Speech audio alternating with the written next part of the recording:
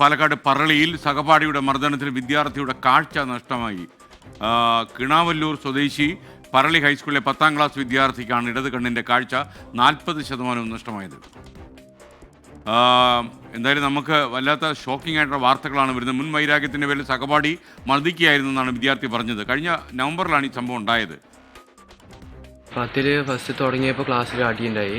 അത് അച്ഛൻ്റെ പേരെന്തോ വിളിച്ചിട്ട് ഞങ്ങൾ അങ്ങോട്ട് അടിയായപ്പോൾ ഞാനും തല്ലി. എന്നിട്ട് പിന്നെ അതിൻ്റെ ബാക്കിയായിട്ടാണ് ഞാൻ ഇപ്പോൾ തല്ലിയെന്നാണ് പറയുന്നത്.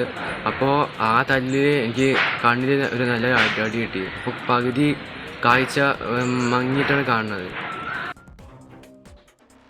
ശ്രീജിത്ത് ശ്രീകുമാരൻ പാലക്കാട് നിന്ന് ചേരുന്നു. ശ്രീജിത്ത്, പറയൂ.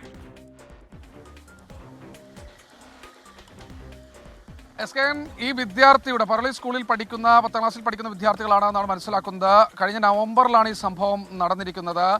മർദ്ദനത്തിൽ ഇടത് കണ്ണിന്റെ കാഴ്ച 40% നഷ്ടമായി. സ്കൂളിലുണ്ടായ ഒരു തർക്കത്തിന്റെ പേരിലായിരുന്നു ഒരു അടിപിടി നടന്നത്. എന്തായാലും അപ്പോൾ തന്നെ പാലക്കാട്ടെ ആശുപത്രിയിലും പിന്നീട് കോയമ്പത്തൂരിലെ ആശുപത്രിയിലും ചികിത്സ തേടി. പക്ഷേ കണ്ണിന്റെ കാഴ്ച ഏതാണ്ട് ഞരമ്പിനൊക്കെ ചെറിയ തകരാർ സംഭവിച്ചിട്ടുണ്ടായിരുന്നു. അങ്ങനെ കണ്ണിന്റെ കാഴ്ച 40% നഷ്ടമായി എന്നാണ് പറയുന്നത്.